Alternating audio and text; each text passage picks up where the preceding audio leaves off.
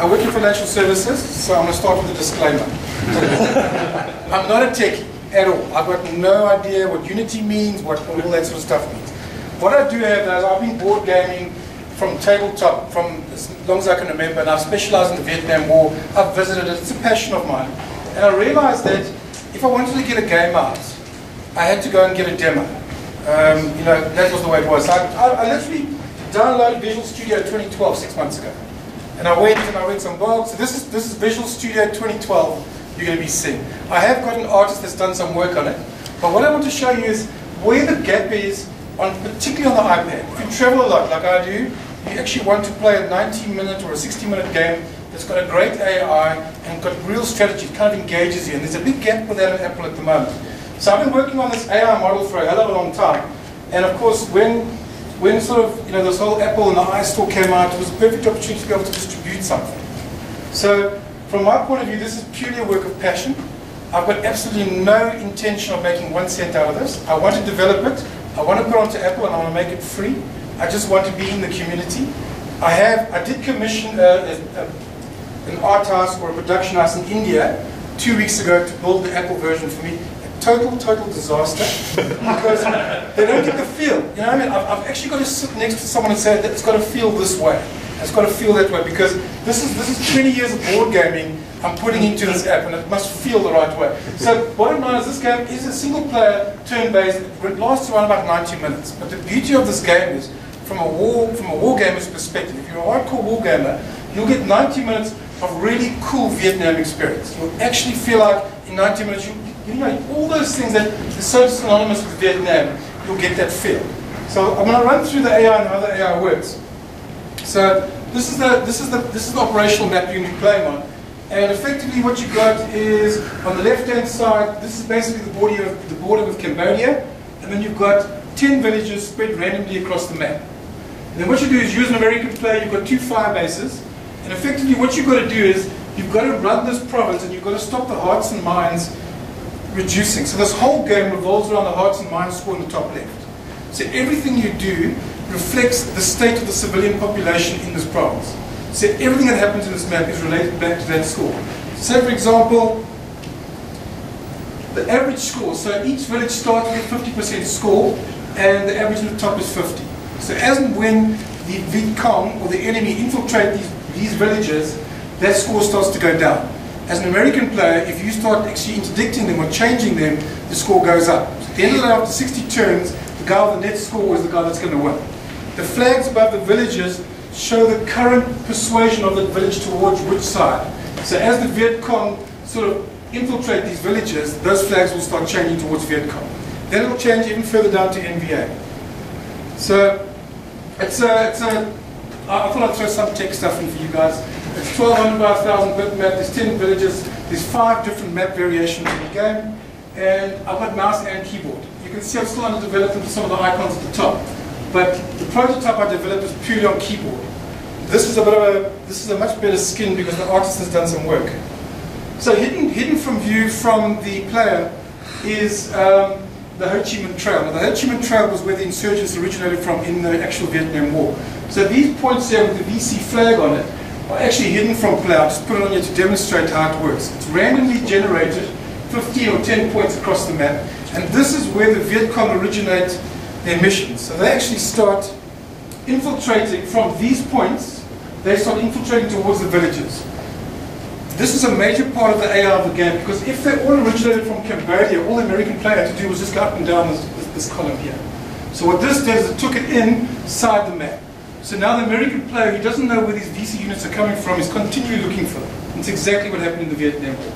So these VC units operate, and they start every turn, because it's a turn-based game, every turn, that 50, the hearts and minds score, is the probability of another VC mission being created. So it's not always going to happen, but you can understand the more villages that they infiltrate, the higher the score, or the lower the score, the higher the probability of another VC mission. So it's all linked back to VC. Now these VC units, they do 3 particular types of missions. One mission is the hearts and minds mission, where they actually progress from the nearest point to the village, go to the village, and then they negatively impact the score or the hearts and minds of the villagers. They've also got 2 other ways. They can actually go RPG, which is a rocket-propelled grenade, And they will then go and place themselves strategically at random points around villages, waiting for helicopters to come in, and they can shoot the helicopters out. The other one is they can go and lay mines. So there's a real counterinsurgency game going on here. What happens is, this is the score of the village. What happens if the score gets low enough, then we start transitioning from a guerrilla war to a conventional war, and the North Vietnamese army comes in, just like in like the Tet Offensive. So what happens is, these guys then will start running missions from the left-hand side, which is the border, to try to dominate the area. And the missions that these guys run also got three types of missions. These guys either set up bases. So for example, this village goes down to a score of around about 40. The NVA will come from Cambodia, set up a base somewhere around here randomly, and dominate the area with artillery. Okay, so quite an intense game. Also the NVA set up ambushes at strategic points like along roads, bridges, close to bases. And lastly, they also do random attacks. So for example, 3 villages in an area reach a score lower than 30, Vietnamese armor actually arrives and actually comes into the map. I'll show you this in real time. The American units have a variety of units, because any good strategic war game has got to have a multiple of units that interact with each other. So we've got artillery, helicopters, engineers, armor, infantry, rangers. So for example, the rangers are low on attack, but they're high on detection. So these are the special forces. They go around trying to actually detect and find the VC or the NVA. Then you fly in troops, and they would then go after the NVA. You've got different types of helicopters, long-range Chinooks, and Hueys, and Cobras. I'll show you this in-game. Now, any guy that really wants to do a real proper war game will understand you can't just be moving units around. You've got to have tactical and strategic mindset when you play. So there's a full resupply module here. So as and when these American troops leave the bases, they've got to be resupplied. There's a full refueling and repair for vehicle module as well. There's a medical where you can take guys back to the base to get patched up. There's full-on mine sweeping. There's intelligence gathering. So the US forces basically have to go to these villages and ask for intelligence. And that's also based on the hearts and minds score. So as the hearts and minds score goes better, it becomes more favorable, more intelligence. If an American unit pulls in there, he asks for intelligence, will tell them, yeah, we saw some VC over there.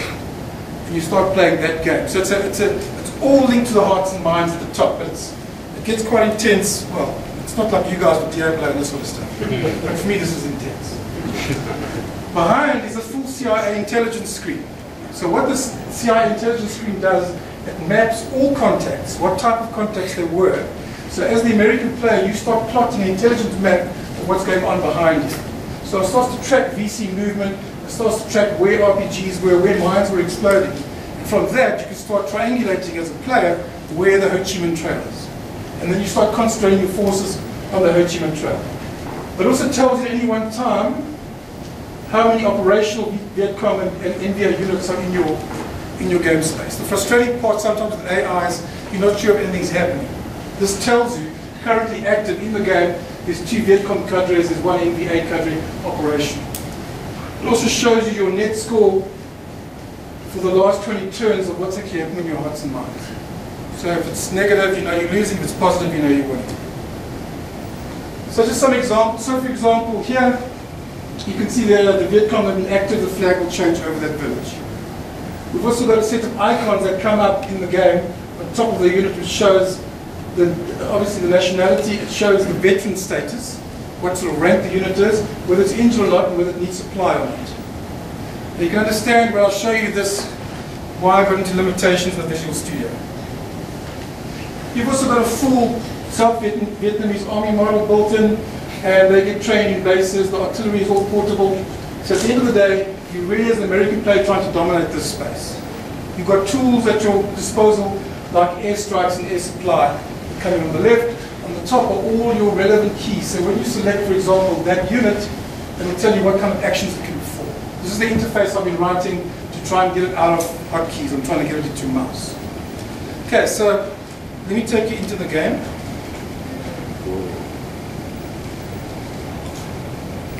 I'm going to first show you what the prototype looked like. I still play this game in the prototype mode. Because if you're a purist, this is how you play it. This is a proper tactical map. These are your units here, you move them around. But as you can understand, for an Apple iPad, it's not very visually appealing. So, but I still play it in this method because it's pure. Then I'm going to show you how we overlay the green screen. This is some work I'm doing with the artist. So this is the green screen we've got. And you can see the kind of animations we're putting in is now, for example, when you select the helicopter. And it goes and loads some infantry, and then you move the helicopter around the map, and you drop it off. Even like when it drops, you see it does like a little dust cloud. There's some nice little animations coming in.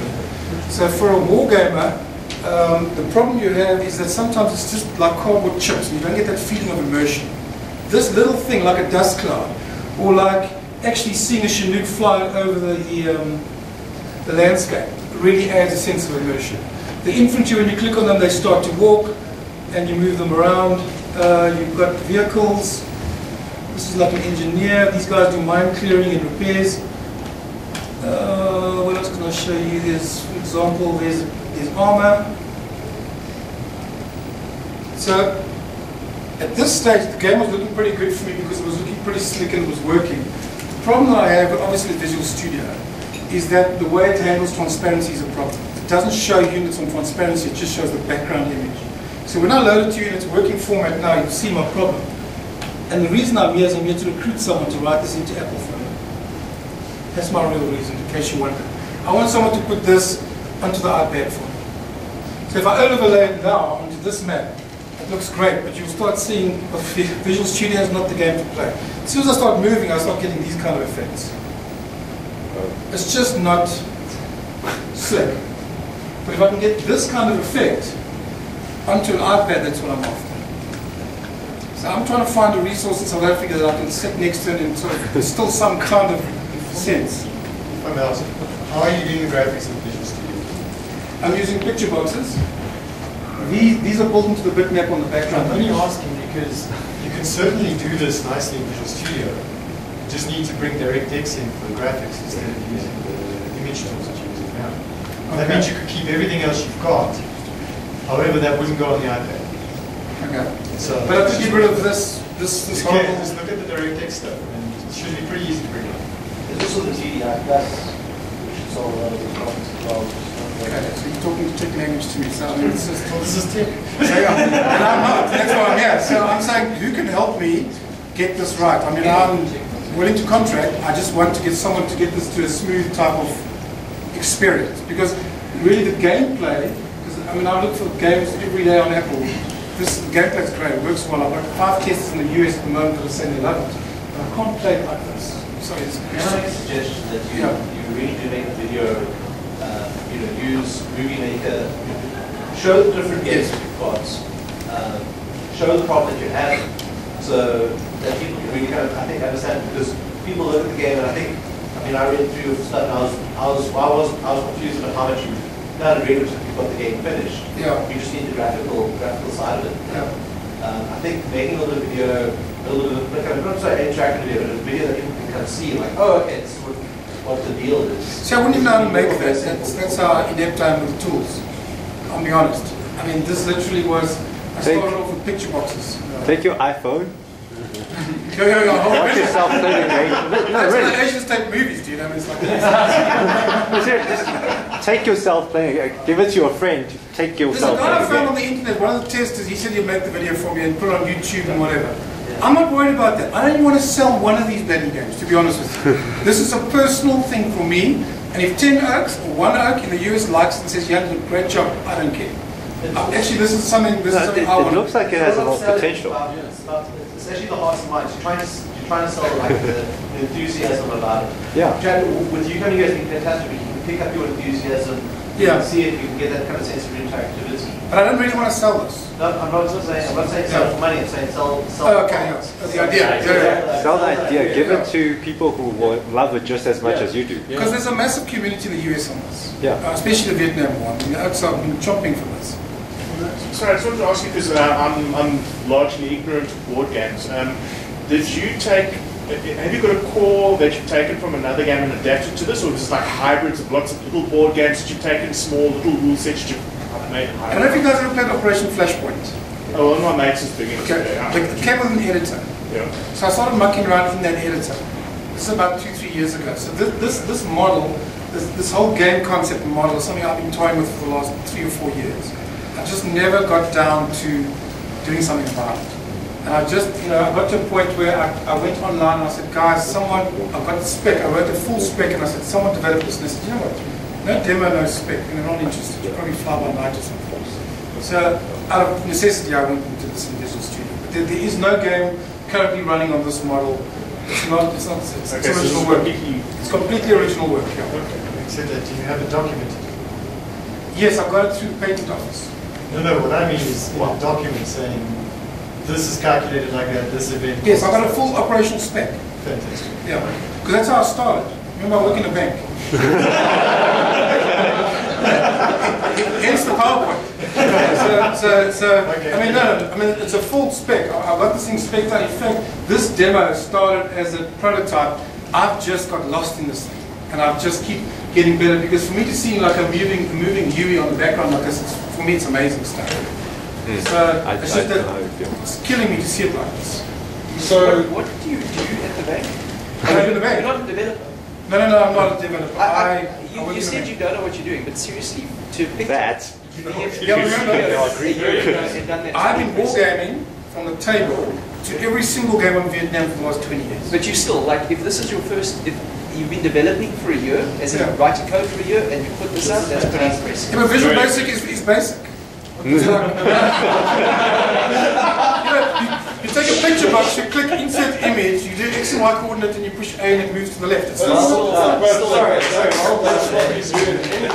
so this is a passion. but what I wanted to add to this is it's obviously a passion project. Yeah. And it's almost more about the process of creating it than just getting the perfect finished result. So I would say learn how to do development for the iPad. That's like a huge investment in time. Yes.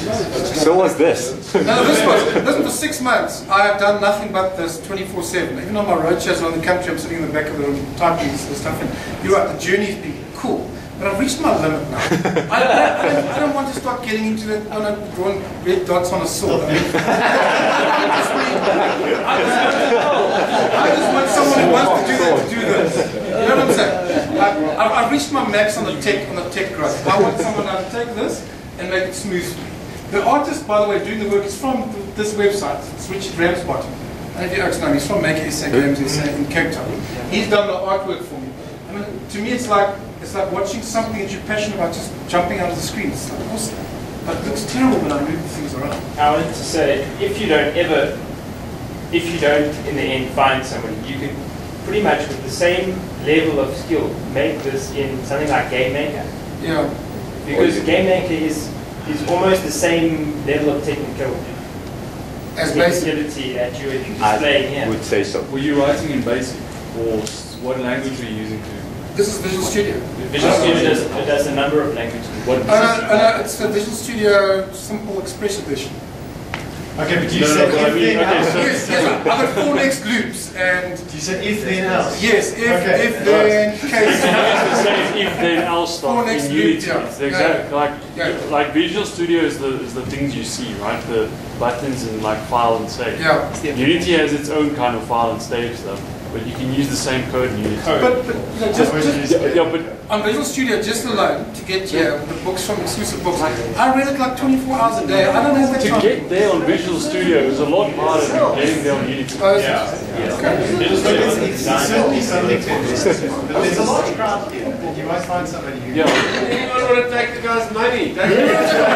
I've been taking your money for 20 years in the bank. It doesn't feel that bad. Do